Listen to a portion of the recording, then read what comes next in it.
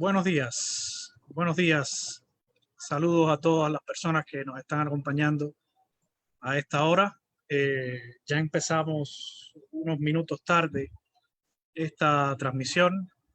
Esperamos que se nos pueda incorporar en algún momento el colega Raudiel Peña Barrios desde Cuba. La conexión nos ha hecho sencillamente imposible tenerlo junto a nosotros en este momento. Francamente, una situación que no es ideal, pero que queremos de todas formas hacer el esfuerzo por tener con nosotros a Raudiel. Bienvenidos a todas las personas, bienvenidas que nos están acompañando y que nos empiecen a acompañar en este momento desde cualquier lugar que puedan conectarse a las redes sociales. Ya ustedes están viendo en pantalla a dos de los invitados que tendremos en este momento. Amalia Pérez Martín y Eloy Viera Cañive. Entonces yo quiero empezar con agradecerles a ellos por esta oportunidad de estar aquí. Ya está la señal en vivo, así que bienvenidos Amalia y Eloy a esta transmisión. Muchas gracias, Amalia. Primero te doy la palabra, las damas primero. Lady First, así que preséntate, gracias por acompañarnos. Dale una pequeña introducción a las personas que nos acompañan en este momento sobre quién eres, tu carrera, tu formación y tu área de estudios y expertise. Bueno, gracias a ustedes por la invitación. Bueno, como dijiste, yo soy Amalia Pérez Martín. Martín me dicen aquí en Estados Unidos, ahora yo soy Martín, además Mr. Martín. Sí, soy abogada, estudié Derecho en Cuba. También hice una maestría en estudios políticos en la Universidad de La Habana, luego otra en sociología en Flaxo, Ecuador. Ahora hice otra aquí en maestría en sociología en la Universidad de California, Merced, donde estoy estudiando el doctorado. Soy abogada que pretende ser socióloga. Muchas gracias. Ojalá podamos tener un debate bueno aquí sobre el derecho en Cuba en tiempos de pandemia. Sí, muchísimas gracias a ti por aceptar. De Amalia justo publicamos hace 24 horas prácticamente un texto junto con Ahmed Correa, donde se analiza la situación excepcional en Cuba, el estado de excepcionalidad en Cuba y en otras partes del mundo y cómo el derecho también se imbrica y las preocupaciones que existen en torno a esto. También se nos suma Eloy Viera, un habitual del toque, abogado del colectivo Más Voces. Unas palabras iniciales en lo que ya listamos el número de personas que se nos puedan incorporar. No, a mí me sobra el tiempo para resumir mis grados científicos, a diferencia de Amalia. Soy abogado también, graduado en Cuba de Derecho. Ya no me siento tan invitado, me siento más parte del equipo que invitado a un espacio como este, porque soy el abogado de lo que se ha denominado Colectivo Más Voces, que es una fundación que pretende pues, apoyar iniciativas comunicativas en Cuba y el empoderamiento ciudadano a través de la comunicación. Me he dedicado a eso los últimos años, aunque fui abogado desde que me gradué, fui abogado de la Organización Nacional de Bufetes Colectivos por 7 años, hasta que comencé a trabajar con la fundación, y lo que me he dedicado en los últimos tiempos es a estudiar un poco y a darle seguimiento sobre todo a las normas jurídicas que se van dictando en Cuba cada vez con mayor frecuencia y cada vez con menos transparencia también. Muchísimas gracias, Eloy. Bueno, como les decía, estamos intentando incorporar a Raudiel en esta conversación. Quizás en algún momento lo logremos. Yo quiero empezar con una reflexión. Hoy es noticia, digamos, en las redes sociales, que se ha convertido en el espacio ya finalmente cada vez más en la expresión de la esfera pública cubana, esta esfera pública digital, aunque no la sustituye completamente ni es completamente fiel lo que pasa en el ámbito cubano a lo que está pasando en las redes. Pero hoy probablemente alguna de las personas que nos están acompañando a esta hora ya ha visto en su muro la denuncia de un estudiante de la Universidad de La Habana, del Instituto Superior José Antonio Echeverría, me parece, un estudiante de ingeniería industrial, que fue detenido por la policía y multado. Dice él que al estar fuera de una cola tomando agua en presencia de su abuela. Este tipo de publicaciones de actuaciones de la policía en este escenario de pandemia sobre personas que supuestamente estén incumpliendo las medidas de aislamiento social que se han decidido son cada vez más frecuentes y hemos visto varios episodios y varios escenarios. Luego también en la televisión y por parte de las autoridades en la televisión estatal se ha insistido en el enfrentamiento y en la disposición de la Fiscalía, de los tribunales cubanos, de las autoridades de orden público a sencillamente pues actuar con todo el rigor de la ley.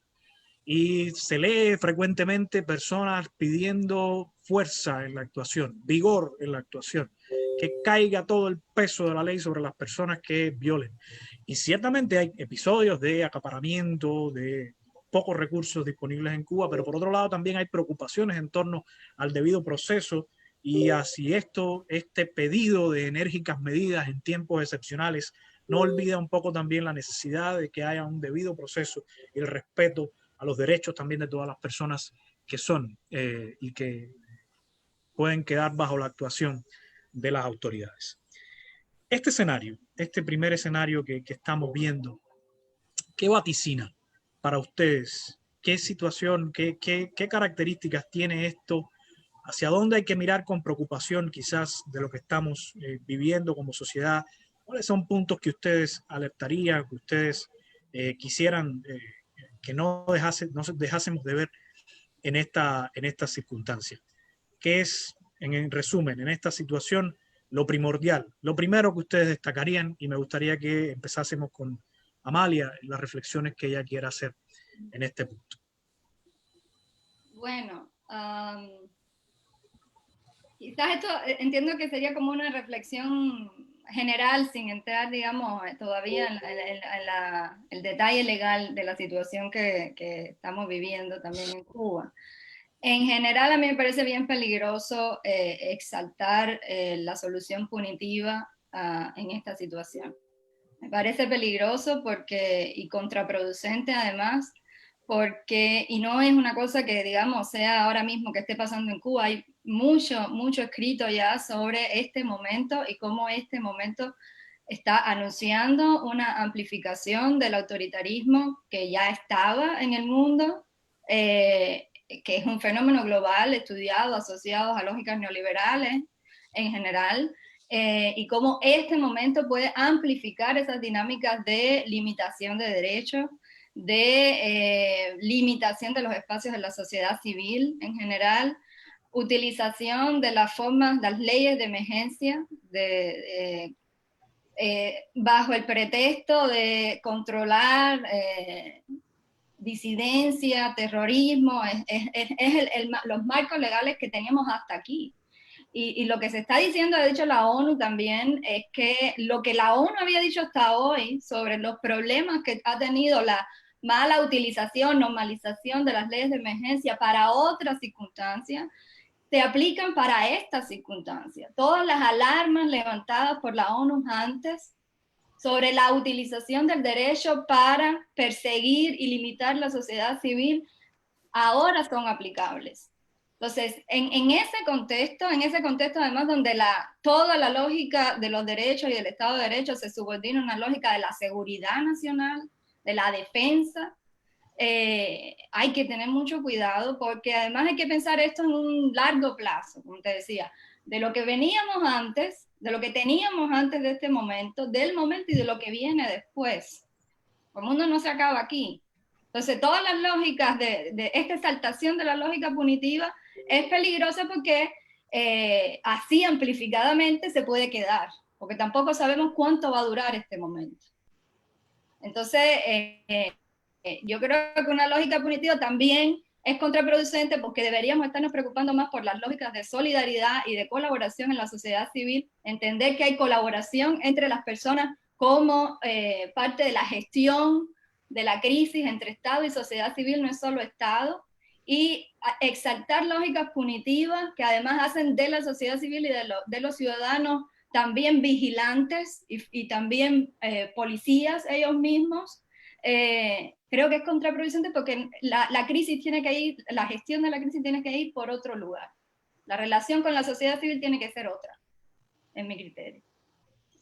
Gracias, Amalia. Eloy, ¿qué marco legal? Tú has estado monitoreando y muy pronto tendremos a disposición de los usuarios de la cobertura conjunta entre el Toque y Periodismo de Barrio, que aprovecho para mencionar, esta transmisión está saliendo de manera simultánea por los canales de Facebook de El Toque y también de Periodismo de Barrio, dos medios que nos hemos unido para hacer este seguimiento al efecto de la pandemia por el nuevo coronavirus en Cuba. Y muy pronto pondremos a disposición de los usuarios un texto que poco que sistematiza el entramado legal que se está usando. Pero, ¿qué podemos adelantar? ¿Qué has visto tú, qué has detectado en el análisis, la búsqueda de información sobre cuál es el sustrato legal que se está usando, el soporte legal que se está usando en Cuba en el enfrentamiento a la pandemia?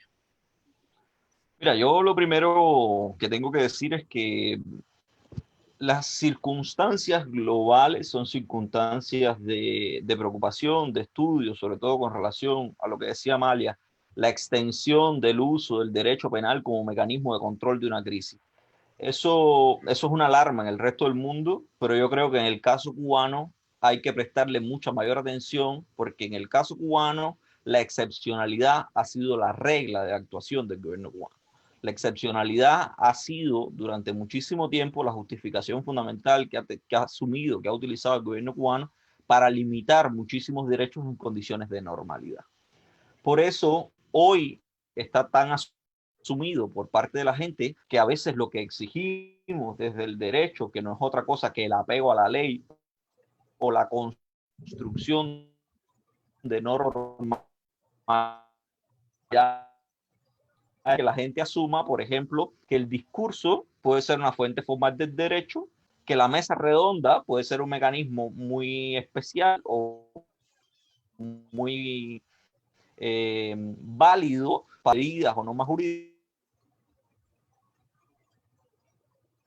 Bueno, también tenemos dificultades con Eloy. Es posible que se congela su señal. Vamos a ver si regresa. En lo que esto ocurre, Amalia, ¿cuál ha sido tu observación al respecto? Bueno, ahí yo creo que hay que delimitar desde el punto... Eloy, te frizaste ahí y no te seguimos escuchando. Sí, vamos a intentarlo otra vez. Los problemas de conexión son universales. Parece, dale. ¿Sí? Yo les decía que en el, no sé dónde se habrá quedado la idea, pero yo les decía que en el caso cubano, a mí me llama mucho más la atención por el hecho de que la excepcionalidad ha sido la regla, o sea, la excepcionalidad ha sido la justificación que ha utilizado el gobierno cubano en condiciones de normalidad para justificar la limitación de un montón de derechos. De eso podemos hablar a posteriori. Pero ahora mismo, hablando de la pregunta que me hacías, Hassan, concretamente, yo creo que es muy llamativo el hecho de la escasez de producción normativa que ha tenido el gobierno cubano para enfrentar la crisis. Se ha hablado en todos los medios de comunicación de medidas, pero esas medidas han sido escasamente traducidas a normas jurídicas. Yo puedo contar con los dedos de las manos las normas jurídicas que se han publicado en la Gaceta Oficial que tienen como motivación la crisis de la COVID-19. O sea, esas medidas han sido solo eso, medidas, pero no han sido normas jurídicas. Entonces, han estado utilizando en el Estado Socialista de Derecho, han estado utilizando para expandir esas conductas punitivas normas jurídicas que estaban vigentes de antemano, como por ejemplo, en este mismo caso que pone el decreto que están utilizando es un decreto que se estableció para regular contravenciones en el marco del ordenamiento territorial, que es el decreto 272. Que es un decreto que de primera y pata estoy anunciando ya que es un decreto que no faculta a la policía para imponer contravenciones reguladas en ese decreto. Es un decreto que establece un grupo de contravenciones dentro del orden territorial y que ciertamente una de esas contravenciones es una contravención relacionada con la higiene y la salud colectiva dentro de una colectividad. Pero la contravención puede tener incluso, la contravención que usan, que está si no recuerdo mal, el artículo 68, inciso R, del decreto 272. Estoy haciendo uso de la memoria, si me pierdo en el libro, me disculpan. Es una contravención que está destinada a todo aquel que no favorezca o que no coadyuve con medidas que tengan que ver con la eliminación de vectores de enfermedades. Ni tan siquiera es con la enfermedad en sí mismo la propagación de una epidemia. Es la persona que no ayuda a la autoridad a implementar las medidas que se toman para eliminar vectores. ¿Cuál es el vector? Aquí hay una discusión teórica que podemos llevar a cabo, incluso una discusión legal que yo no creo que viene al caso. Yo creo que lo más grave en este sentido es el hecho de que se está empoderando a la policía para, con una actitud o con una norma contravencional que no les corresponde, no está dentro de sus atribuciones, dentro de sus funciones, utilizarla, porque el decreto es muy claro, solamente pueden ser los inspectores de salud pública quienes impongan ese tipo de contravenciones, al menos esa específicamente, y no la policía, y lo que se ha hecho es facultar a la policía de manera general para utilizar esa contravención como una medida coactiva. Eso es por una parte, porque lo cierto es que la policía, y lo han anunciado públicamente, yo recomiendo a la gente que se remita a las 2 intervenciones del segundo jefe de la policía en los programas Hacemos Cuba hace 2 semanas. Fueron 2 intervenciones seguidas, 2 miércoles seguidas, y después lo tuvimos también en la mesa redonda, donde simple y llanamente explicó que las medidas iban a ir increciendo, o sea, la actuación punitiva de la policía iba a ir increciendo a medida que la situación epidemiológica del país fuera empeorando. Por tanto, ya estamos viendo gente que han sido juzgada por los tribunales por muchísimos delitos, sobre todo por delitos de propagación de epidemia. O sea, se está utilizando básicamente el Código Penal para sancionar a la gente, y se está también facultando a la policía para aumentar la cuantía de las multas, porque la contravención a la que estábamos haciendo alusión es entre 100 y 300 pesos, pero ya estamos viendo personas que se están multando con miles de pesos porque están utilizando el artículo 8.3 del Código Penal, que es una función administrativa de la policía y de la fiscalía, de entender, o sea, es el único espacio, para que se tenga una idea, el único espacio negociado dentro del derecho penal cubano. Es muy fácil, o la gente puede identificarse con el hecho de que, por ejemplo, en el common law, en el sistema de justicia norteamericano, se establece lo que se conoce como plea bargaining, o sea, la capacidad de negociar que tiene el acusado con la fiscalía. Yo estoy acusado por un delito, pero yo quiero llegar a una solución para no ir a la cárcel, y entonces entro en un negocio con la fiscalía. El único espacio negociado que hay en el derecho penal cubano es el artículo 8.3 del Código Penal, que faculta a la fiscalía la instrucción para imponerle multas a aquellas personas que reconozcan la en un delito y no quieran ir a un proceso penal. Ese es el argumento que están utilizando hoy, ya no para imponer multas de 300 pesos a quien no use un nasobuco. Hoy le están imponiendo hasta 3.000 pesos de multa a las personas que no usan un nasobuco en la calle. Entonces es un marco normativo bastante disperso, que el colofón fundamental ha sido la resolución 82 del ministro de Salud Pública, que sí se publicó en la Gaceta, que sí entonces regula, que sí entonces positiviza un grupo de medidas bastante amplios de las anunciadas por el gobierno, entre ellas el aislamiento obligatorio de las personas declaradas sospechosas o que ingresen al país después de la entrada en vigor de esa. Hay varios. Sí, Amalia, te voy a dar la palabra enseguida, porque quería decir, invitar a los usuarios a que dejen sus comentarios. Ya estamos recibiendo comentarios en la transmisión en vivo en Facebook, y justo uno de ellos yo creo que da pie a uno de los aspectos que estabas presentando el hoy. Quizás no era esa la idea que querías decir, y luego tratamos este tema para responderle a la usuaria Elena Lloró, quien nos pregunta que qué opinan del programa Hacemos Cuba, donde se dijo que no había necesidad de aplicar la ley allí donde imperara la lógica. Yo no sé si esto tenga que ver necesariamente con lo que se está discutiendo de cuál es el marco legal, pero sí leí y vi con mucha atención este tipo de razonamiento. No hay necesidad de la ley, es decir, no hay necesidad de que ya esté una ley o apelar a una ley existente si la lógica justifica una actuación. ¿Eso es un procedimiento nuevo? ¿Es algo que está pasando en Cuba, que tú te has visto en la implementación de las normas? Mira, ahí hay varias cosas, ¿no? Ese es un argumento que algunos filósofos del derecho también, alguna escuela ha dicho, ¿no? Que la gente no necesita la norma en concreta, o no necesita saber la norma en concreta, porque debe haber aprendido comportamientos por los otros comportamientos sociales y de la interacción social.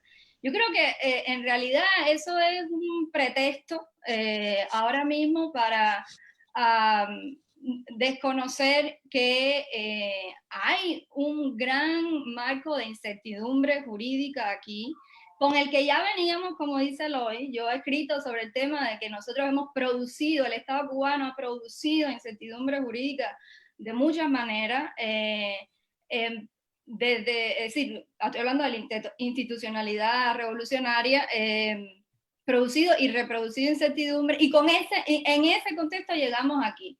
Es un contexto además donde la Constitución cubana está en contradicción con la norma que regula, o la norma que regula los estados de emergencia, las situaciones excepcionales, está en contradicción con la Constitución cubana, y la Constitución cubana todavía, la nueva Constitución, estaba esperando por normas que iban a completar algunos de los vacíos. Estamos en ese proceso. Es decir, nos coge la crisis en un proceso de incertidumbre legal importante en Cuba, ¿no? De transición hacia un nuevo marco legal también. Y entonces, cuando las medidas, como decía Eloy, no están claras, porque medidas no es disposición legal. Las medidas de facto, muchas de las medidas que se han tomado, no tienen no están escritas en forma de norma legal. Entonces, si las medidas no están claras, peor aún, y en peor situación y balance se analiza, utilizar el derecho penal como solución. ¿Por qué? Porque es que si la regla de la conducta que yo debo seguir en este estado de emergencia de facto que tenemos en Cuba, si la regla no está clara, entonces no me puedes pedir una actitud, una conducta determinada.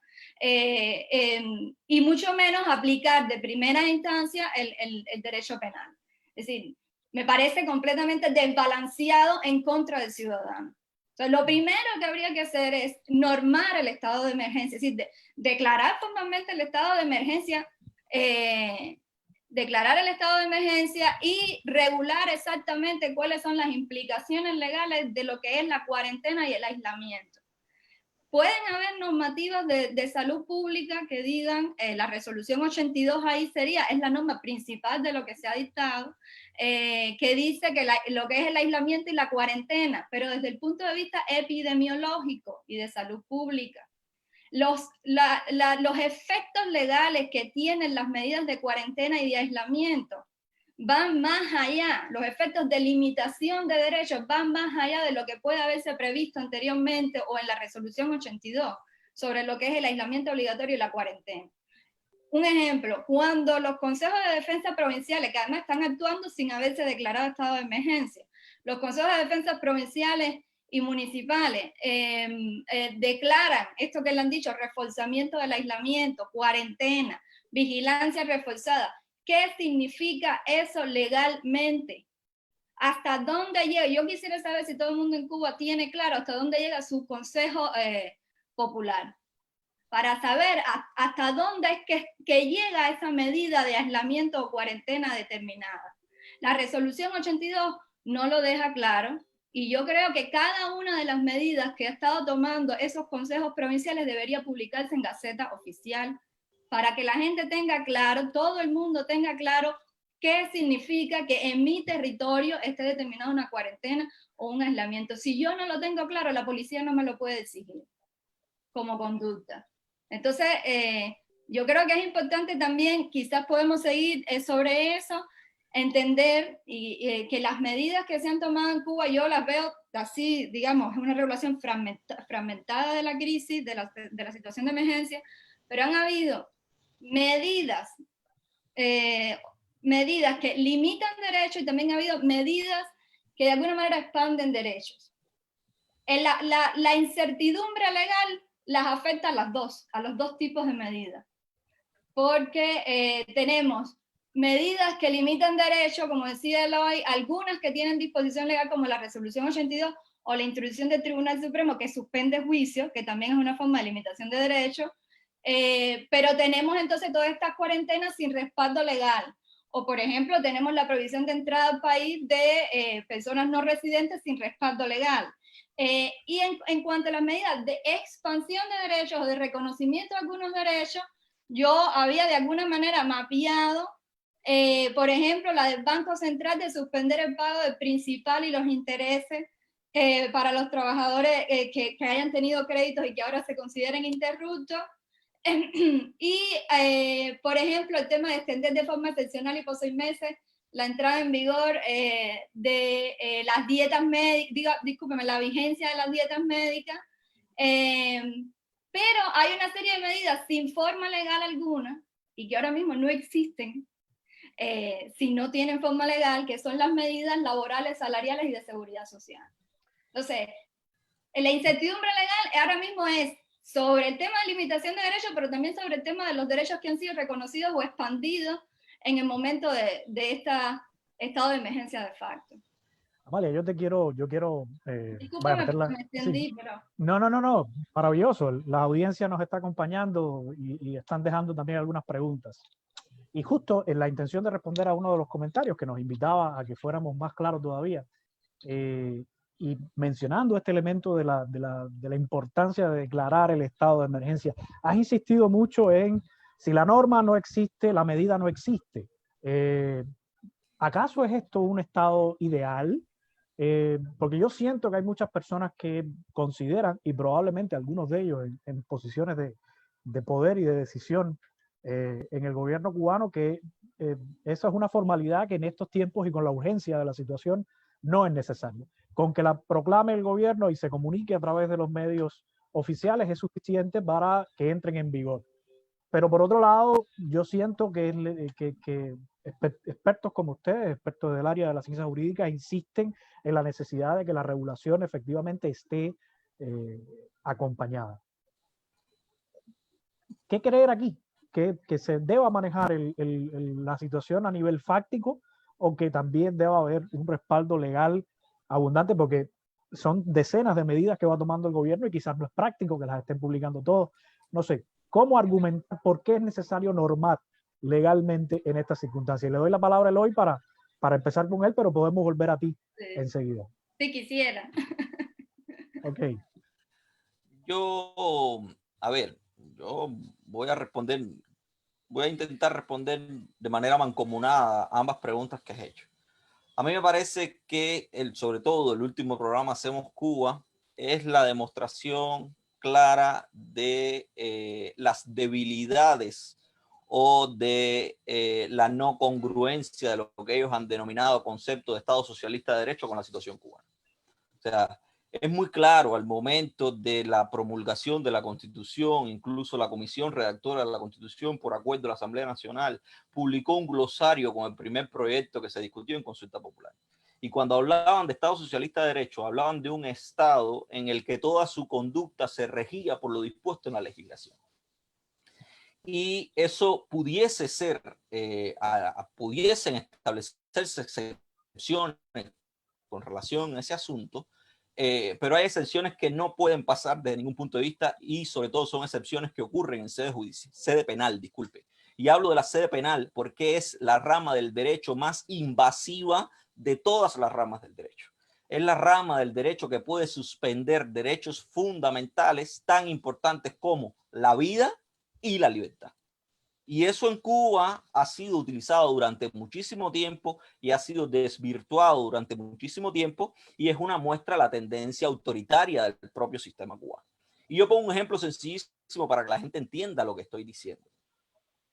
No puede aplicarse la lógica como una fuente de derecho, mucho menos en sede penal, porque la lógica puede ser relativa y la lógica no implica una norma de actuación clara. O sea, la lógica que se desprende de un suceso determinado puede ser diferente para Amalia, puede ser diferente para mí, puede ser diferente para Hassan. La lógica y el sentido común se construyen colectivamente a partir de determinadas experiencias. Pero la ley es la única fuente que puede utilizarse para determinar conductas penales. ¿Por qué? Porque está muy, es una rama del derecho muy invasiva, es una rama del derecho que influye en derechos muy claros, muy fundamentales, como los que ya les decía. Y en ese sentido, a mí me parece muy peligroso que el presidente, nada más y nada menos que el presidente de la Sala Penal del Tribunal Supremo Popular, que es la última instancia revisionista de cualquier decisión de los órganos jurisdiccionales del país, se atreva a decir en televisión nacional que eso sí puede penarse por la lógica. Yo llamo la atención y voy a hacer una explicación en este sentido de lo que son las normas penales en blanco. Las normas penales en blanco son normas que no establecen conductas determinadas. Son normas que remiten a otras normas que establecen conductas especiales. En el caso de la propagación de epidemias, que es el delito que más se ha utilizado, el Código Penal habla de que quien incumpla las disposiciones emitidas por las autoridades competentes para combatir las epidemias y todo lo que queramos ponerle ahí, la transmisión de epidemias. Por tanto, el Código Penal no dice el que no use nasobuco en una condición de epidemia puede ser penado hasta 1 año de privación de libertad. Eso no lo dice el Código Penal. Eso lo tiene que decir una disposición normativa determinada. Y esa disposición normativa... Esa disposición normativa en Cuba hoy no existe. Por tanto, yo me atrevo a decir con todo mi corazón, que cualquier sanción impuesta a alguien que no use un nasobuco amparado en el delito de propagación de epidemia hoy en Cuba es ilegal, es injusta, es ilegítima. Y yo me estoy utilizando única y exclusivamente la propia norma. Y aquí respondo lo segundo que preguntabas. Es indispensable para mantener un sistema democrático estable, justo y coherente, el apego a la normatividad, a la legalidad. Porque si hoy entendemos que cualquier disposición de cualquier gobernante, y aquí me gustaría hacer la distinción básica entre Estado, gobierno, sociedad, ciudadano, pueblo, si en una situación de excepcionalidad permitimos que cualquiera pueda tomar una medida y sea de obligatorio cumplimiento, incluso si no sigue los cauces normales. Y aquí voy a la teoría de un hombre que muchos han denostado después, pero que sigue siendo uno de los pilares básicos del derecho occidental, y es Kelsen, que Kelsen dijo, pueden haber muchos tipos de mandatos, pero los mandatos válidos para una sociedad, las conductas que mandatadas válidamente para una sociedad, son de aquellas conductas que son impuestas utilizando los cauces establecidos democráticamente, los cauces establecidos para mantener esos equilibrios que la sociedad necesita. Por tanto, yo no puedo decir hoy que si Díaz-Canel dijo en un discurso que había que usar un nasobuco y teníamos que ir contra las personas que no lo hicieran, si eso es válido en estas condiciones, mañana también pudiera ser válido que Díaz-Canel se pare y diga, todos necesitamos andar con un saco de azúcar debajo del brazo porque va a ser indispensable para la adquisición de alimentos. Y el que no ande con un saco de azúcar debajo del brazo, eso puede ser penado por la ley. El discurso, la intención gubernamental, si no sigue los cauces establecidos en una sociedad democrática, lógica, para establecer esos equilibrios y esas necesidades que, como decía Amalia, son las que le ofrecen seguridad a la gente, porque la gente no en vano ha preguntado, ¿y dónde está establecido que yo tengo que usar nasobuco? Porque la gente está acostumbrada, por lógica, a que la normativa le ven impuesta. Y además está acostumbrada a que el discurso oficial parta también de justificar todas y cada una de sus decisiones a partir de la legalidad. Y eso hoy no está ocurriendo. Bueno. Amalia, ¿qué querías decir algo al respecto? De paso ahí, ya tenemos varias preguntas de los usuarios. Sí, varias cosas. Mira, de las primeras demandas históricas, y eso es algo que yo también estudié porque fui profesora de Derecho Romano, de las primeras demandas históricas del plebeyado en la antigua Roma, que era una demanda de igualdad social, económica y política, del plebeyado diciéndole a la élite, yo quiero ser ciudadano, es que se publique el derecho. Entonces, la conquista de esa particular demanda fue uno de los, digamos, se puede considerar de los primeros basamentos de la República Democrática. Entonces, es una demanda histórica básica, digamos, de lo que se considera la democracia, el republicanismo democrático, incluso hay un principio también muy viejo, que dice que la ignorancia del derecho no exime de su cumplimiento. O sea, ahí alguien puede decir que no importa si el ciudadano conoce o no, el ciudadano tiene que cumplir la ley. Pero es que ese principio genera obligaciones recíprocas para el Estado y para los ciudadanos. No puede pedírsele al ciudadano que cumpla si el Estado no ha cumplido su obligación de publicar el derecho. Entonces, yo repito, dejemos, yo creo, de pensar que la relación es del Estado penando, criminalizando, reprimiendo. Las obligaciones tienen que ser y existen recíprocamente de Estado y ciudadanos. No puedes exigir al ciudadano que cumpla el derecho si el derecho no está publicado. Eso por un lado, ¿sí? No, termina, María. En Cuba, además, yo creo que el tema de la no publicación es un problema con el que llegamos de nuevo a esta situación. Hay un decreto 62 del año 80, que es el que regula la publicación en Gaceta. Y se emitió luego ahora la ley 131, y la Constitución también habla de las normas que deben publicarse en Gaceta, y la Constitución dice que las leyes, decretos presidenciales, decretos, resoluciones y demás disposiciones de interés general que se emitan por los órganos competentes se publican en la Gaceta. Entonces, hay un vacío legal ahí de que he hablado antes, que es las normas que el emisor considere como que no son de carácter general. Hay muchas resoluciones en Cuba que no se publican, resoluciones de ministro que no se publican porque se entienden que no son de interés general. Los acuerdos y ordenanzas municipales que estableció la ley 132 última, antes no se publicaban, y ahora yo volví a revisar la ley, por ejemplo, y tampoco hay una obligación de publicar en la Gaceta.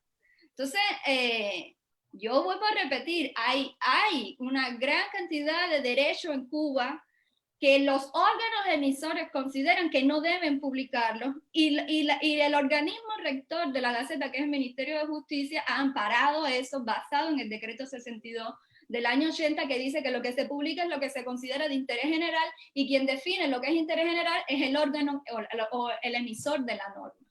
Entonces, de nuevo, entendamos que llegamos a este punto en esta situación, es decir, con esta institucionalidad y formas de costumbres institucionales ahí, y están aquí.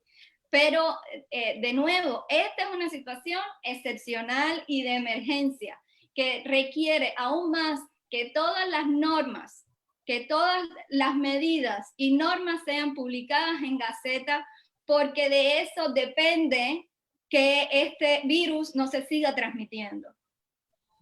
De tener claras las normas de actuación de cada uno, del Estado y de los ciudadanos. Eso por un lado, y por otro es, eso por un lado, y por otro solo agregar es que no es que se publique cualquier cosa tampoco, es publicar, pero no tampoco cualquier cosa, en el sentido de, por ejemplo, la ministra de Trabajo ha emitido sus medidas de salariales como órdenes ministeriales. Yo le pregunto a Eloy si él tiene claro qué cosa es una orden ministerial desde el punto de vista normativo y cuáles son los efectos legales de una orden ministerial. Ahora mismo en Colombia se ha presentado una demanda de inconstitucionalidad contra la manera, o para revisar la manera en que el presidente ha decretado la cuarentena y los aislamientos a través de decretos. Porque no es solo que se publique el derecho, sino también la forma en que el derecho se escribe. Que la diferencia entre ley, decreto, resolución, tiene implicaciones importantes desde el punto de vista también de quién tiene posibilidad, cómo controlamos los distintos tipos de normas.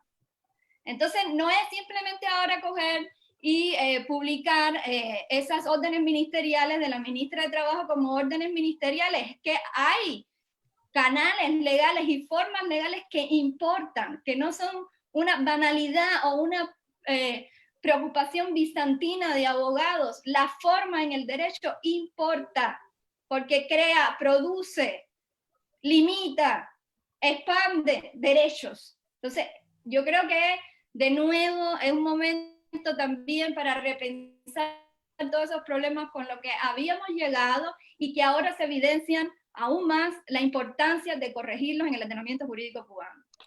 Eloy, querías decir algo y sé breve porque tenemos varias dudas de la audiencia que quisiera compartirles. Bueno, parece que... Eloy, ¿me escuchas? Sí. Ah, bien, dale. Si quieres te comento algunas de las ideas que están... Yo voy a hacer una conclusión. Coméntame una idea si quieres y yo digo mi criterio con relación a lo que hemos hablado ahora de manera general. Bueno, es que yo creo que tiene mucha relación con lo que se ha estado diciendo, porque un usuario de los primeros que nos comentó decía lo siguiente. Decía, ¿cómo se puede explicar la legitimidad del rigor de la ley y el valor de las voces que llaman a este rigor versus al desabastecimiento real? ¿Cómo se puede hacer que la ley sea coherente con la realidad? Ejemplo, ¿cómo se puede explicar el confinamiento de las personas y recursos básicos para la subsistencia en el tiempo si hay que salir a buscarla? Ese es un comentario. El llamado del presidente y del ministro a arreciar medidas de seguridad policial, lo cual se refleja en el incremento de procesos penales por supuestos delitos asociados a conductas relacionadas con la propagación del virus, a juicio de ustedes, atenta contra los principios del debido proceso. Puede ser el discurso del líder político fuente de derecho, ya esto de alguna manera se respondió. Sin embargo, medidas fuertes han sido necesarias para contener la epidemia. Países como China o Vietnam están ganando la batalla. En este contexto, ¿qué es mejor, derechos o vida? Vemos que hay diversidad de puntos de vista al respecto. ¿Algunas ideas que se te ocurran? No, yo ahí voy a empezar por lo último. O sea, yo voy a hacer una salvedad. Ninguna de estas exigencias que nosotros estamos pidiendo implican, al menos desde el punto de vista en que yo lo veo, un desconocimiento de su necesidad de implementación.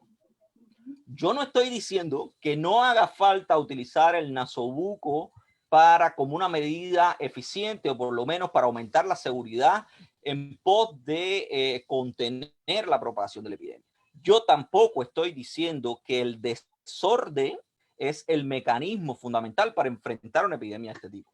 Yo creo que es llamativo lo que pueden influir las exigencias de libertades y derechos, por ejemplo, y pongo un ejemplo muy claro, sin intentar utilizar la misma lógica que se utiliza desde Cuba, y es lo que está sucediendo ahora mismo en los Estados Unidos. Una sociedad dividida, una sociedad donde las libertades, los derechos, el reconocimiento individual de que las libertades y los derechos son la base de esa sociedad, los ha llevado desde, por supuesto, impulsados también por una política gubernamental que yo no voy a discutir porque yo no vivo en ese país, que pudiéramos evaluar, pero lo cierto es que hay un sector de esa población que está diciendo mis derechos por encima de la colectividad o por encima de cualquier cosa porque estamos trabajando como si fuéramos una tiranía. Esa es la lógica de muchísima gente dentro de Estados Unidos ahora y ese es un debate que se está teniendo ahí partiendo de ese propio argumento. Y como mismo decía alguien, China lo ha enfrentado con medidas, Vietnam lo ha enfrentado con medidas, pero yo creo que hay que poner algo en la balanza. Todos los países han intentado utilizar el derecho atendiendo que es una situación excepcional para tomar medidas que limitan ciertos y determinados derechos. Eso es una costumbre que está admitida, eso es algo que está admitido incluso dentro del derecho internacional. Hay circunstancias excepcionales que admiten medidas excepcionales. Y aquí pongo la salvedad que quería hacer. Pero lo que yo creo que hay que llamar la atención es cuán democráticamente o quién ha enfrentado democráticamente mejor la crisis sin dejar de tomar medidas que pudieran ser limitativas de derechos. Yo creo que los ejemplos fundamentales de enfrentamiento de la crisis mediante el uso del derecho no son ni los chinos ni los vietnamitas. Hay otros ejemplos también que implican medidas que desde el derecho se han tomado, que llevan incluso la limitación de ciertos y determinados derechos amparados en que es una situación excepcional, pero que han implicado tratamientos mucho más democráticos que los que se han desarrollado en China, que desde el principio de la epidemia ya se sabe que lo que se ha producido es un socavamiento, un bloqueo de las voces disidentes y que en algún momento anunciaron el tamaño de la crisis si intentaron expandir la crisis. Ese no es un tratamiento democrático de la crisis, aunque podamos justificarlo desde el punto de vista de que se tomaron medidas en ese sentido, porque esas medidas no fueron medidas tomadas lo más democráticamente posible. Y en ese sentido, yo también hago la salvedad en el caso cubano. El hecho de que la lógica y la situación excepcional indique que hay que tomar un grupo de medidas no quiere decir que esas medidas se tomen de la manera menos legítima posible. de la manera menos democrática posible, de la manera menos institucionalizada posible. E incluso cuando el pueblo cubano, porque tengo que decirlo así, hay mucha gente que tiene eso, incluso operadores del derecho, que tienen esa conducta como algo asumido. Y la expresión fundamental es la intervención del presidente de la Sala del Tribunal Supremo Popular en el programa Hacemos Cuba. Primero, hay dos cosas ahí que son muy destacables. La primera es el hecho, no solo el comentario de la lógica como fuente de derecho, que justifica una situación ilegal, sino también el hecho de que yo creo que se está legitimando la vulneración de derechos que son fundamentales, incluso en situaciones de emergencia, tú lo decías, y es el tema del debido proceso. En Hacemos Cuba, yo pongo un ejemplo sencillísimo, en Hacemos Cuba, ese video que se tomó de un juicio que se grabó, allí se ofreció esa grabación como que eso era algo legal en Cuba, que eso era algo permitido en Cuba. Y yo tengo que decir que eso no es legal en Cuba, lo cual no excluye, aquí hago la salvedad, que la grabación de ese juicio se ha hecho con autorización.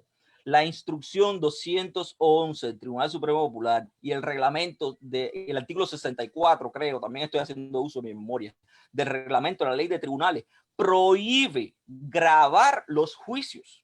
Y yo lo digo porque yo lo viví en carne propia. Yo fui víctima de una corrección disciplinaria no por grabar un juicio, por sacar una computadora en un estrado cubano para modificar unas conclusiones provisionales. Yo fui objeto de una corrección disciplinaria amparada en la instrucción 211 y amparada en el artículo 64 del reglamento de los tribunales, porque no está prohibido grabar los juicios. Por tanto, hay que pensarse entonces, ¿qué hace? ¿Por qué? ¿Cuál es la necesidad que hay en este minuto de ofrecerle a la población cubana una conducta que está prohibida por ley? Pero además, voy más allá. El problema no está en informar al pueblo cubano con relación a lo que puede influir.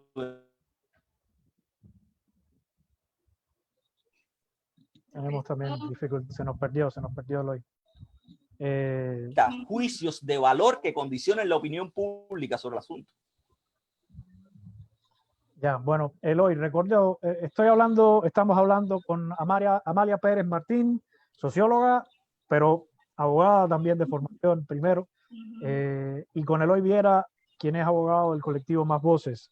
Raudiel nos dejó un comentario que yo les quisiera leer en extenso, ya que no puede estar acompañándonos. Y si me lo permiten, introduzco de paso el criterio de Raudiel.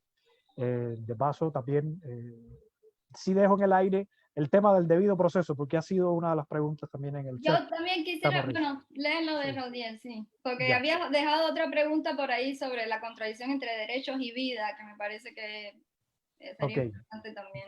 Vamos entonces a leer lo que dice Raudiel para que se escuche su criterio de alguna manera, ya que no pudimos tenerlo en este debate.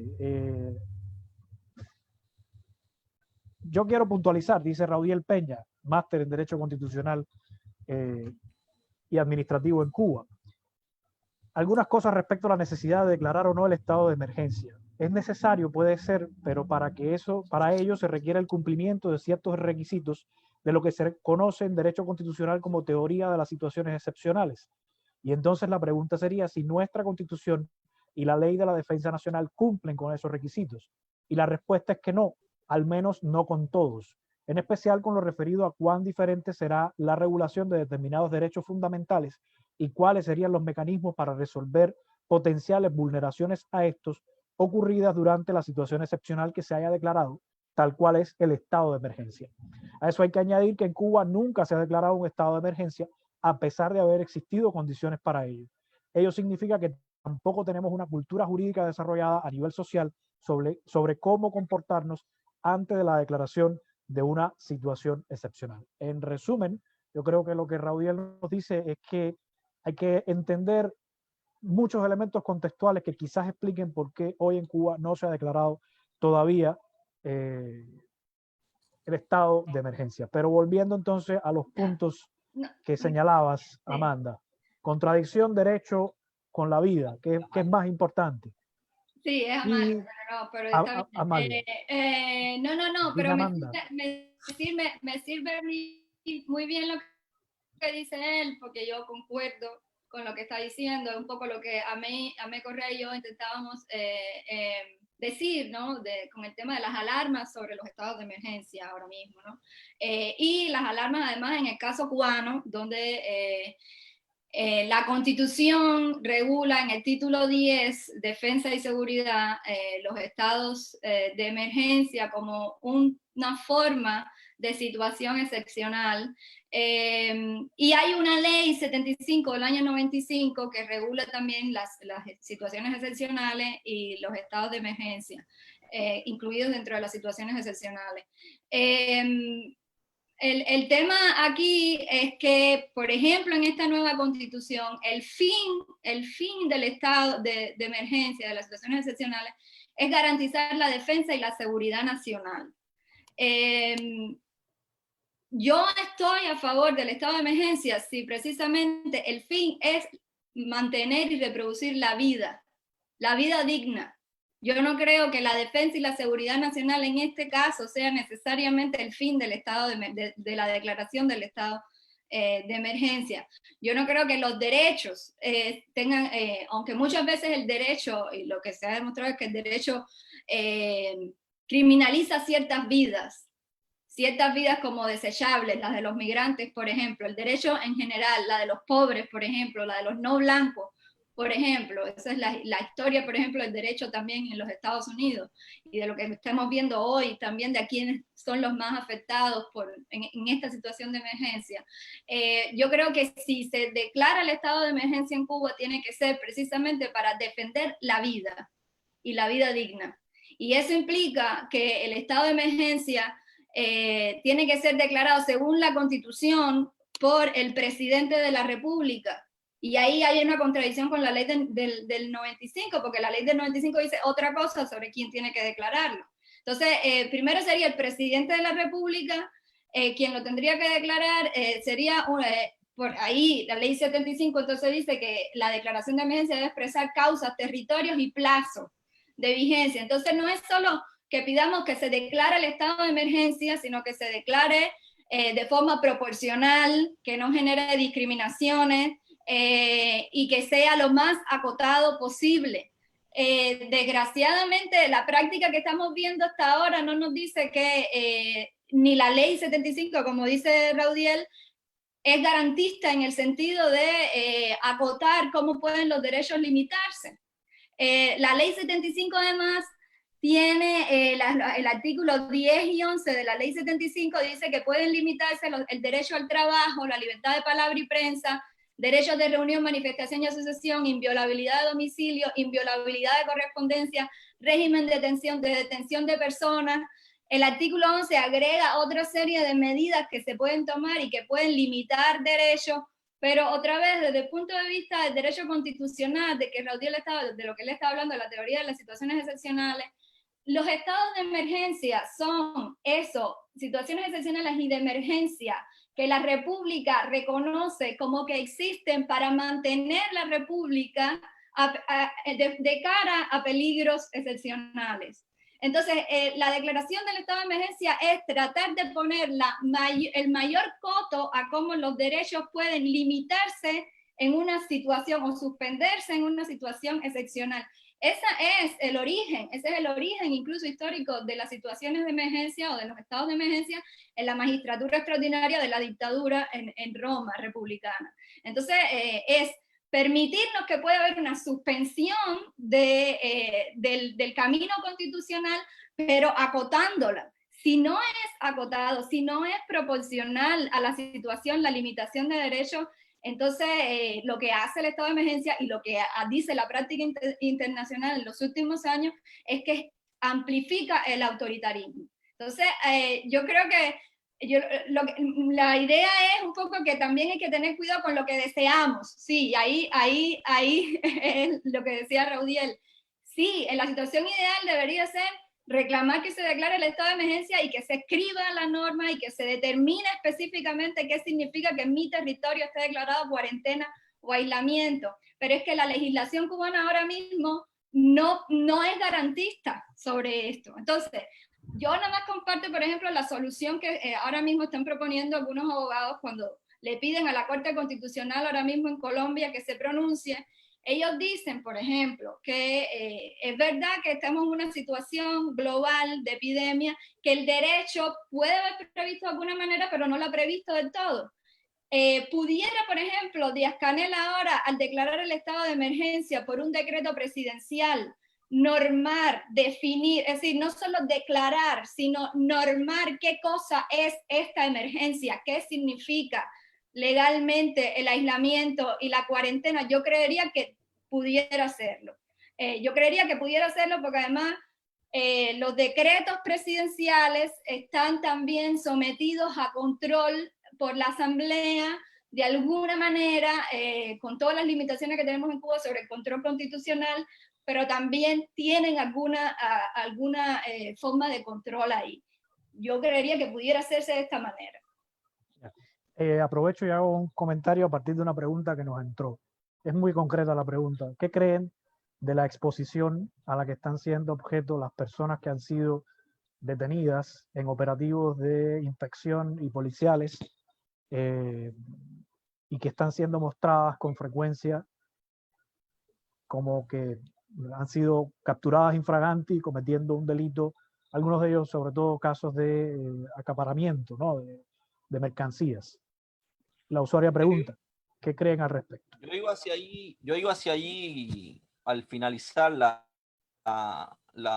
anterior pregunta, o sea, antes que se introdujera la pregunta de Rautiel. O sea, yo trabajo para un medio de prensa y escribo en varios medios de prensa, independientes, alternativos, como querramos llamarle. Pero de alguna manera entiendo el valor que tiene la prensa para impulsar el pluralismo en una sociedad democrática. Yo eso lo entiendo. Y no soy un enemigo de que la prensa informe con relación a lo que acontece en un proceso judicial determinado. Pero yo decía que hay que tener mucho cuidado con una cosa que muchísimos investigadores han denominado juicios paralelos. Y es la posible emisión de juicios de valor que tiendan a modificar la opinión pública de manera amañada, que no necesariamente se basen en hechos, porque lo que también hay que reconocer es que la prensa funciona por razones de beneficio económico, político, dependiendo de a qué respondan los intereses de la prensa, de manera mucho más inmediata, mucho más rápida, mucho menos concienzuda que la administración de justicia.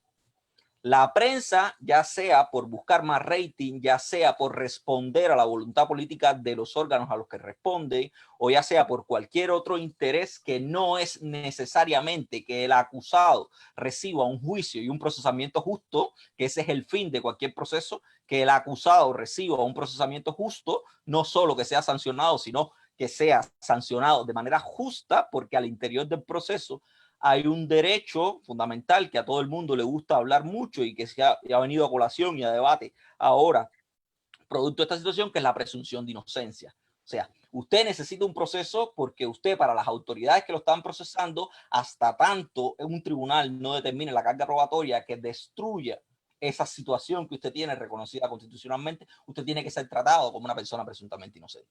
Y yo creo que el atentado al debido proceso en cuanto a la información y a la expresión que los medios de prensa puedan hacer es en los juicios paralelos que la prensa puede hacer. Eso es una discusión a nivel global, en medios muchísimo más abiertos, mucho más plurales que los cubanos. Pero en Cuba yo hago varias salvedades. La primera es, ¿en qué momento, eso es indispensable, en qué momento la prensa ha venido a intervenir o a publicar informaciones relacionadas con estos procesos? Y aquí es llamativo el hecho de que en los últimos días se han publicado reportajes que no son parte, y aquí hago otra salvedad, es perfectamente lógico, perfectamente plausible que la prensa pueda impulsar por sí misma investigaciones que terminen después de su publicación en un proceso judicial determinado. O sea, que la prensa, a partir de su propia autonomía, a partir de su propia iniciativa, a partir de su propia capacidad investigativa, analice situaciones legales y las denuncie. Y esas denuncias puedan terminar en otros procesos legales. Pero totalmente diferente es que la prensa sea utilizada como un instrumento de las propias autoridades investigativas, que es lo que se está haciendo en Cuba en este momento. En Cuba se han puesto, al menos que yo haya podido ver, 2 operativos en los que la prensa no ha sido quien ha denunciado la situación, sino que la prensa se ha convertido en un fiscal que magnifica la intención de persecución y que genera un estado de opinión público. Y yo llamo la atención, recordar las palabras de la persona que detuvieron en lo de las viandas y las hortalizas, creo que fue en Santa Fe, que decía, ¿y tú me vas a grabar a mí sin preguntarme mi consentimiento, sin preguntarme si yo estoy dispuesto a que tú me grabes y que lo pongas? Pero más llamativo que eso, que puede ser, que puede empañar el derecho al honor de esa persona, la intimidad, la privacidad de esa persona, yo creo que mucho más llamativo es la función fiscalizadora del periodista, que no solo informa con relación a la detención, con relación a la situación ilegítima que se ha producido ahí, sino que ofrece un juicio de valor y dice, esta persona debe ser sancionado porque estaba haciendo esto, estaba haciendo lo otro, estaba haciendo lo otro, y si nos fijamos, en el momento que se emite ese juicio de valor, esa persona ni tan siquiera ha sido acusada formalmente por las autoridades. Es una persona a la que ha llegado la policía, a la que ha llegado el cuerpo de inspectores, le han hecho una inspección y después entonces que lo van a trasladar a la policía a realizarle una instrucción determinada. Pero yo llamo también la atención, en Cuba y en el resto del mundo hay un principio que es el secreto sumarial, que es un principio que responde ya no tanto a la libertad de expresión, a la libertad de información, sino como a la garantía de que se va a someter y que va a tener un resultado determinado de una investigación judicial determinada. Para nadie es un secreto que revelar secretos sumariales, o sea, los secretos de una investigación, puede ser constitutivo de delito en algunos países. ¿Por qué? Porque la revelación de secretos sumariales puede impedir, por ejemplo, la recopilación de pruebas ulteriores, puede poner sobre aviso a otros implicados en el proceso, puede tener una consecuencia directa para la investigación. Y eso es un principio. Y en Cuba es tan principio que todavía hasta hacía muy poco los abogados ni tan siquiera podían tomar fotografías de las actuaciones policiales.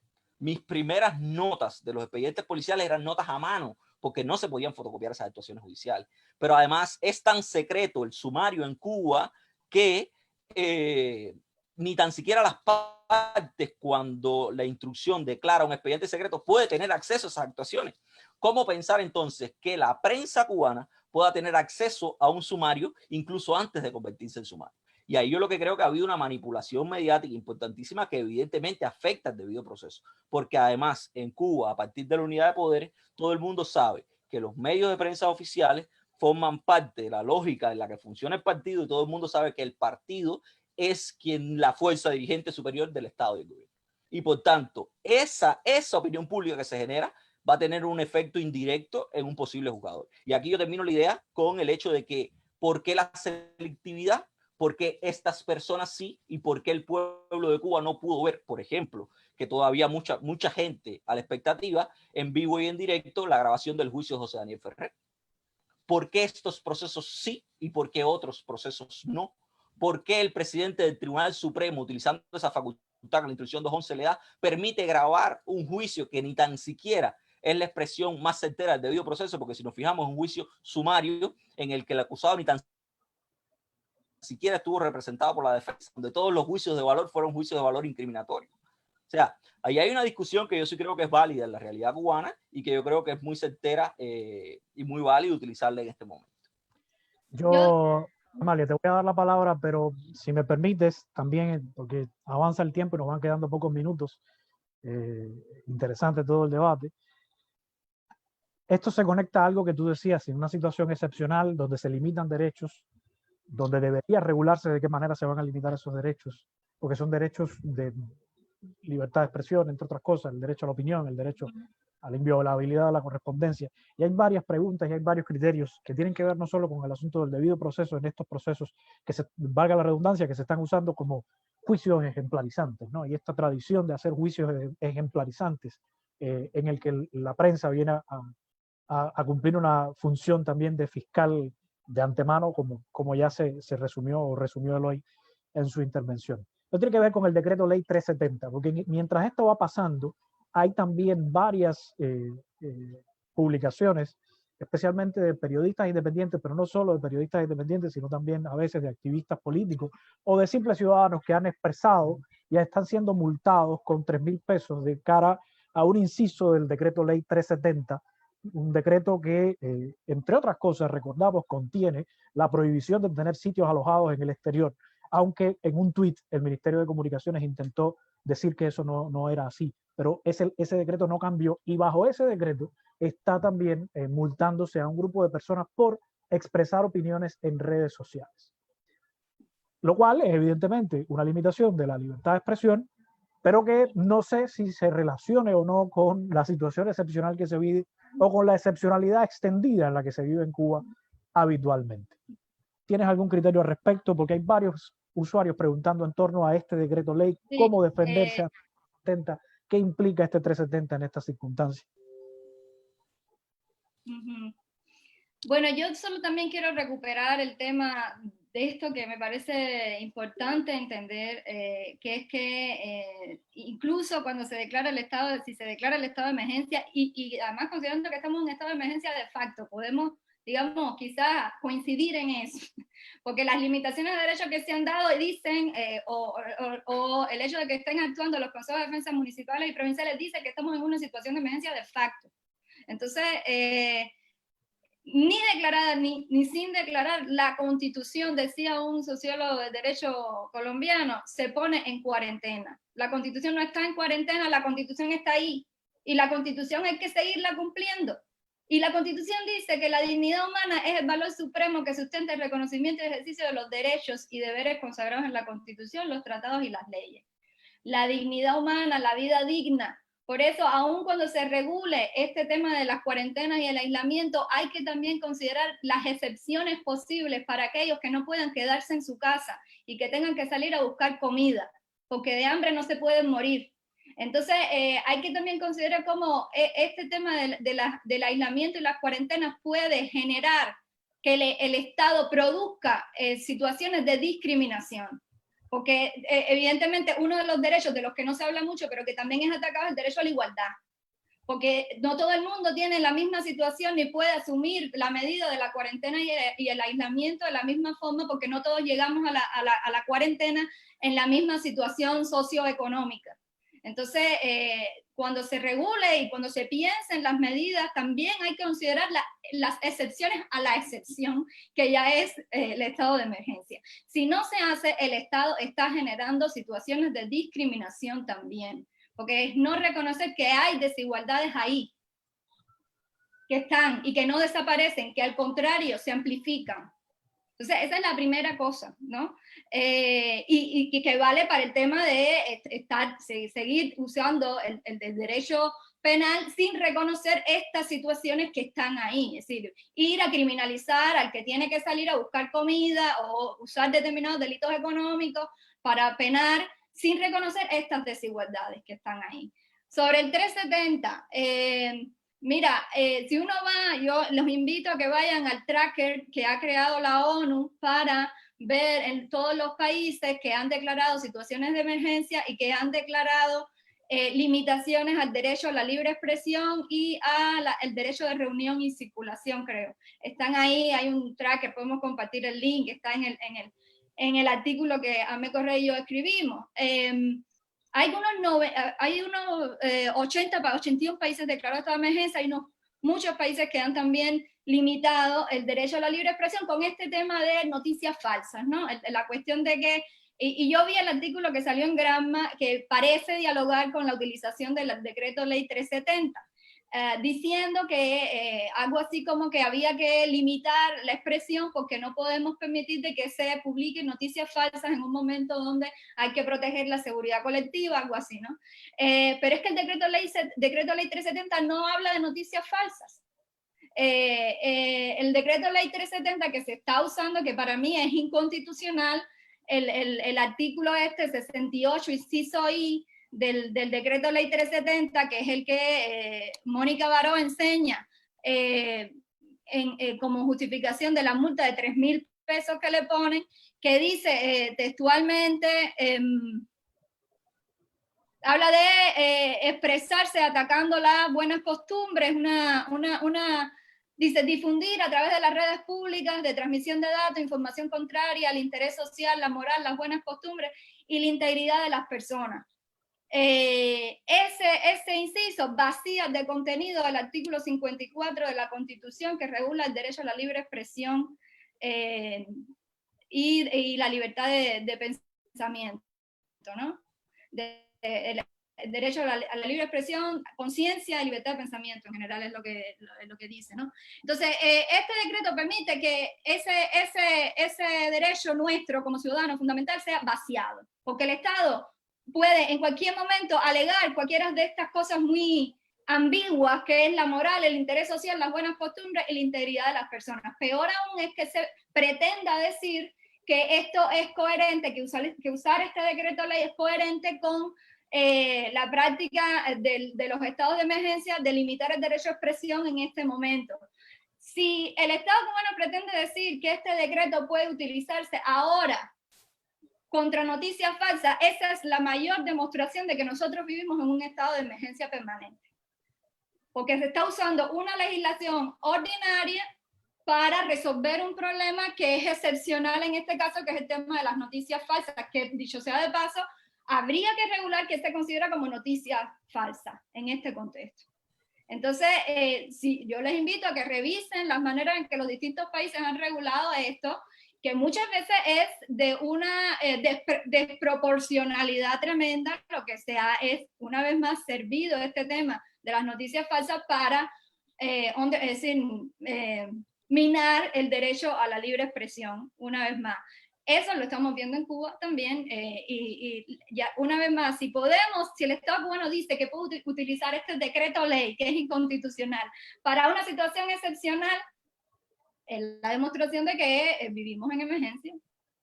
Eloy, una pregunta relacionada: ¿cómo hacer frente a este decreto y a todas las medidas que sienta un ciudadano que está siendo vulnerado su derecho en un procedimiento arbitrario, en estas circunstancias en las que no está declarado el estado de emergencia? Por tanto, también aplica para la vida cotidiana, ¿no? ¿Qué puede hacer un ciudadano para defenderse si siente que ha sido su derecho vulnerado en este contexto?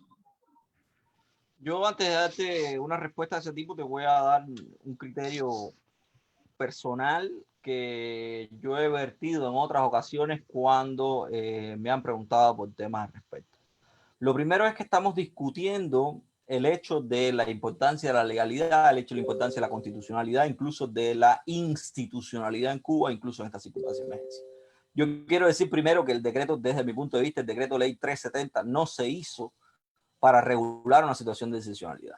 El decreto ley 370 en particular, este inciso que se está aplicando, que habla incluso de buenas costumbres, un término excesivamente burgués para una legislación de un país socialista. El decreto ley 370 se diseñó para expresar y para ofrecerle una herramienta al gobierno cubano de cómo penar y cómo coaccionar la libertad de expresión.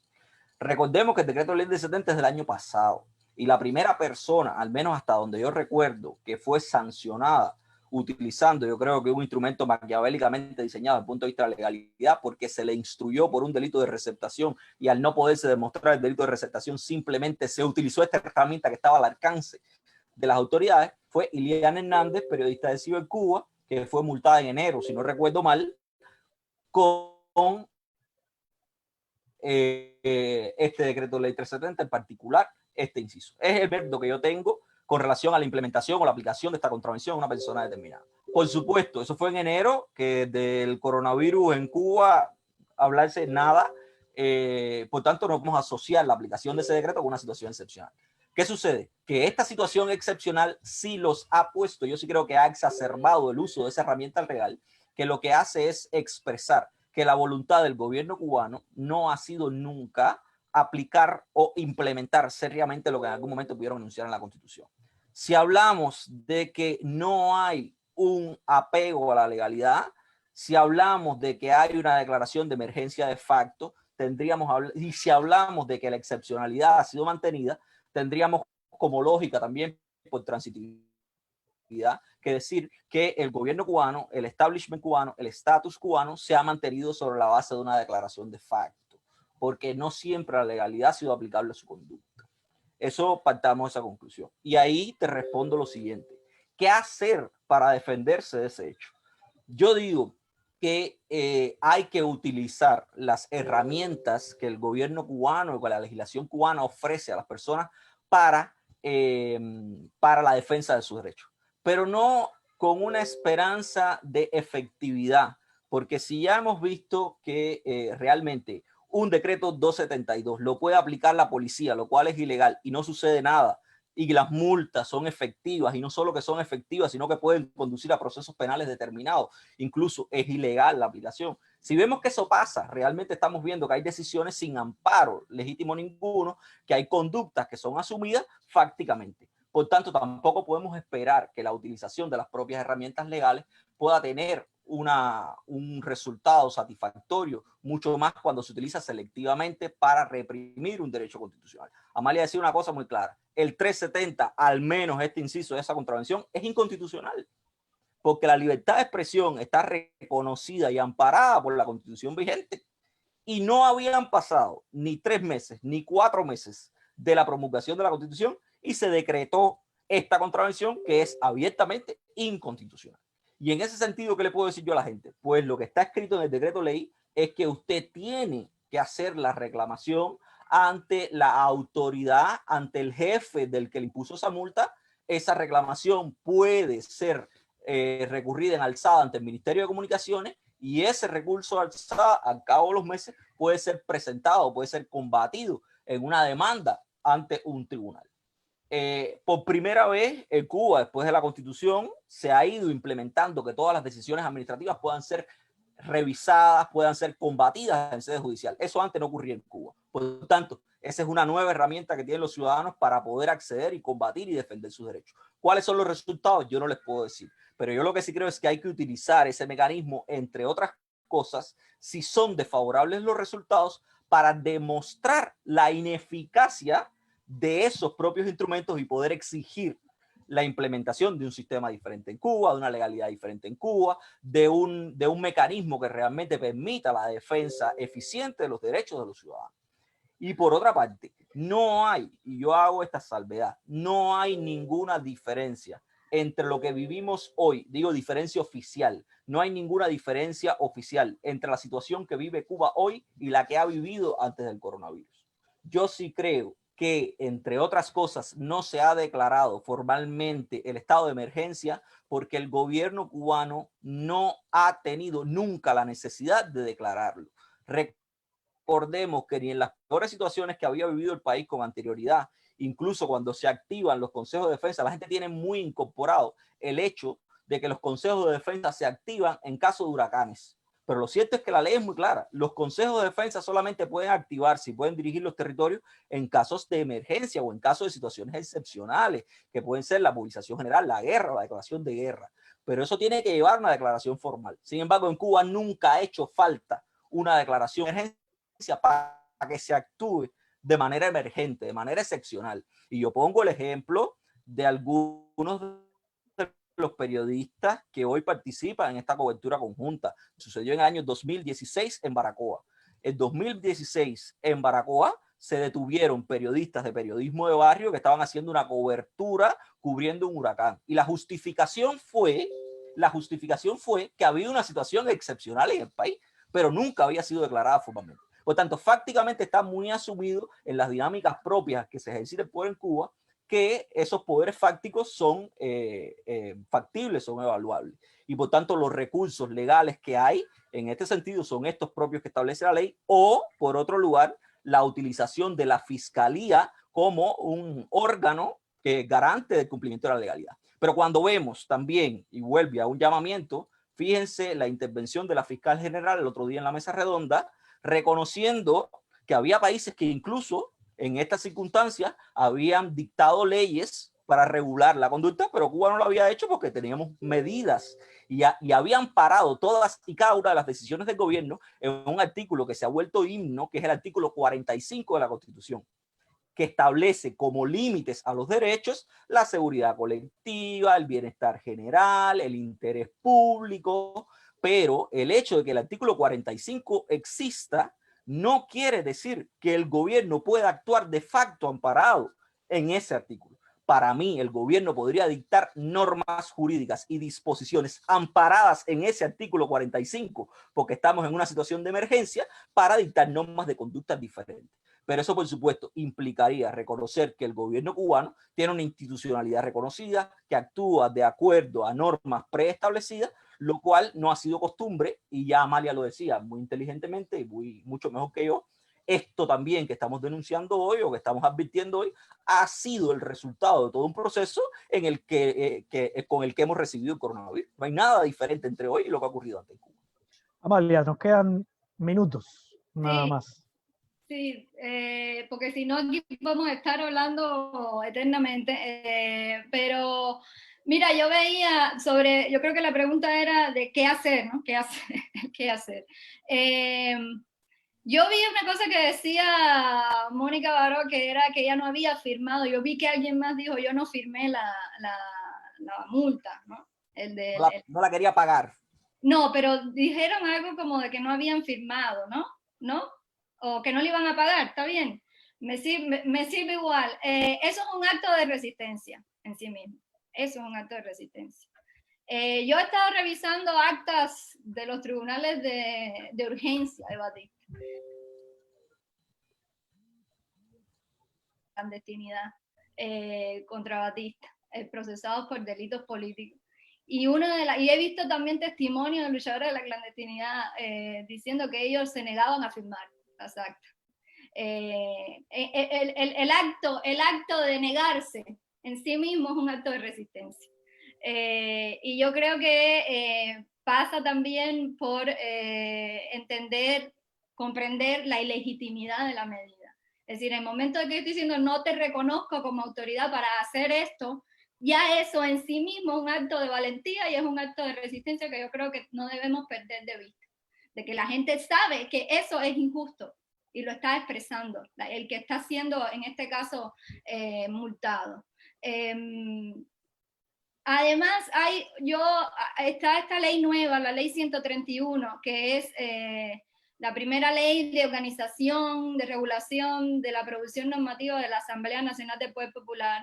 Hay un mecanismo ahí que yo le comentaba hoy antes de que empezáramos, que más allá del mecanismo de control de constitucionalidad de las normas, que pudiéramos pensarlo accionado desde Ciudadanos contra el decreto ley 370, también contra el decreto 349. Ahí hay mecanismos para cuestionar, presentar a la Asamblea la inconstitucionalidad de esos decretos, pero también está contra el 349, que es decreto, la suspensión basada en una cuestión de ilegalidad de los decretos y de inconstitucionalidad. La ley 131 dice que 500 ciudadanos pueden presentar una solicitud a la Asamblea para suspender una norma que se considere como contraria a la legalidad e inconstitucional. Eso es otro mecanismo que está ahí, que es un mecanismo nuevo que se introdujo en esa ley, el de la suspensión, y que yo creo que pudiera actuarse con... Graciosamente, este mecanismo de la suspensión no incluye a los decretos leyes, ni a las leyes. Empieza en el rango de decretos presidenciales. Pero sí está el mecanismo de control de constitucionalidad. Entonces, yo creo que el qué hacer también tiene que ver con seguir hablando, seguir pensando, porque y seguir en la discusión cada vez más de por qué estos específicos decretos, ley 370 y 349, son inconstitucionales. Y lo que está pasando para mí, la utilización del 370 en este momento es la evidencia de su inconstitucionalidad. El hecho de que el Estado cubano, yo vuelvo a repetirlo, pueda decir que no le hace falta declararle el estado de emergencia porque puede usar legislaciones que establecen contravenciones en esta situación, es decir, que lo que protege el estado de emergencia, que es la limitación en ciertos marcos por ciertas específicas motivaciones de derechos, pasa constantemente en Cuba, que hay normas que limitan derechos que pueden usarse ahora. Eso es lo que yo me refería con el tema de que estamos en emergencia. Es que si no hace falta proteger, es decir, proteger la constitucionalidad usando la declaración de los estados de emergencia, es que nosotros tenemos normas que en estado ordinario permiten limitar derechos. Es decir, yo no sé si incluso Yamila, la fiscal o los abogados en Cuba, cuando dicen que no hace falta declarar y que pueden usar estas normas, no se dan cuenta de la lógica constitucional que está detrás de lo que están diciendo, que es exactamente esta. Yo sé que eso, en realidad esto es un planteamiento retórico, ¿no? Sé que yo estoy de acuerdo con que tienen completamente conciencia llegamos aquí y de el marco legal con el que llegamos aquí, ¿no? Es decir, fue retórico. Les pido un resumen. Sí, Eloy, te escucho, pero vamos ya a ir terminando. Vamos. Yo solo para terminar esa idea, yo creo que el hecho de la utilización del decreto ley 370 en este minuto, lo que indica también es la negativa en alguna medida o el rechazo del gobierno cubano de que la gente utilice herramientas hasta hoy desconocidas para lograr la articulación, para impulsar todos y cada uno de los mecanismos establecidos hoy, nuevos, reales, utilizables en la ley de organización de funcionamiento de la Asamblea Nacional del Poder Popular, las asambleas municipales del Poder Popular, que es la norma a la que hace alusión Amalia. Habría que generar una acción o una sinergia social que permita a la asociación de 500 ciudadanos que cumplan con los requisitos que la norma establece para impulsar este tipo de mecanismos. Y sin duda es el Internet, la expresión de la gente, la capacidad que tiene el Internet para articular gente, entre otras cosas, es la que se intentó bloquear, la que se intentó cuidar con la implementación de una medida como esta. Hoy no se está hablando solamente de noticias falsas, hoy se está hablando de noticias que tienen que ver con el criterio de ciudadanos con relación a situaciones determinadas. Ayer había la publicación de un carretillero guantanamero que la justificación de la aplicación del decreto 370 fue porque publicó el almuerzo de una niña en un comedor, la bandeja, una foto de una bandeja de una niña en un comedor, y se cuestionaba si los dirigentes comían lo mismo. O sea, ya no es solo la promulgación o la emisión de noticias falsas, es típicamente el bloqueo de criterios, de expresiones que son válidas y que son libres de acuerdo a la Constitución, pero que también permiten articular gente alrededor de un criterio determinado e impulsar, como bien decía Amalia, estos nuevos mecanismos que se están estableciendo con las nuevas regulaciones. Una última idea en la que le pido una oración. Una oración. ¿Para qué sirve el derecho en tiempos de pandemia? ¿Quién se lanza? Amalia. Se nos fue ahora. Derecho. Yo decía que el derecho tiene que servir, en este caso, para asegurar otra vez la vida digna. Para asegurarnos la vida, el derecho tiene que ser el instrumento con el que nosotros, ciudadanos, podamos sentirnos seguros de que estamos todos con el derecho, nosotros y el Estado, haciendo por proteger el bien común, no un ideal abstracto de seguridad y de bienestar, sino un bienestar construido colectivamente entre Estado y sociedad civil, y la defensa de la vida con prioridad sobre la cuestión de la seguridad nacional o la defensa nacional. Recordemos, solo último, que todo lo que se haga ahora en esta crisis no se va a borrar el día de mañana cuando la crisis no esté. Y lo estoy hablando no solo por la limitación de derechos, sino por la expansión de derechos posibles. Recordemos que se ha dicho, por ejemplo, que se extiende la estancia de 24 meses de los cubanos en el exterior. Eso es un derecho que pudiera ser adquirido en el futuro. Entonces, no pensemos en esta crisis solamente por el tema de la limitación y cómo vamos a enfrentar la limitación, sino cómo podemos pedirle al Estado que hay derechos que tienen que ser expandidos, por ejemplo, el tema de la regulación salarial de los trabajadores por cuenta propia, que antes están desprovistos de garantías y que ahora pudiera también resolverse. Lo que podamos hacer ahora como sociedad civil también es el futuro que podamos tener en Cuba. Eloy, ¿para qué serviría el derecho en estas circunstancias? Parece que se nos congeló. Amalia, eso ha sido una composición. Yo voy a hacer una oración muy sencilla. Yo creo que tú has resumido básicamente lo que debe ser. O sea, yo solamente agregar que tristemente cuando se habla de derecho en Cuba, la gente piensa más en las obligaciones que genera porque está tan acostumbrada a la inversión del principio del derecho de que en Cuba está permitido, de manera general está permitido todo aquello que no está estrictamente prohibido. Ese principio en Cuba está invertido, o sea, el permiso tiene que ser ofrecido por las autoridades, por tanto la gente vincula cuando hablamos de derecho mucho más las obligaciones. Pero yo creo que el derecho, y por eso yo soy un defensor de que debiera aplicarse el estado de emergencia, porque el derecho, el uso del derecho en Cuba pudiera por vez primera sincerarnos legalmente o sincerar legalmente al gobierno cubano, porque establecería institucionalmente cosas que han sido toleradas en condiciones de normalidad y que hoy tienen la justificación perfecta para hacerlo, pero al menos de manera coherente, de manera global, reconocida legalmente, y que estuvieran obligados a, como tiene que ser temporal, a no extenderlos después de la crisis.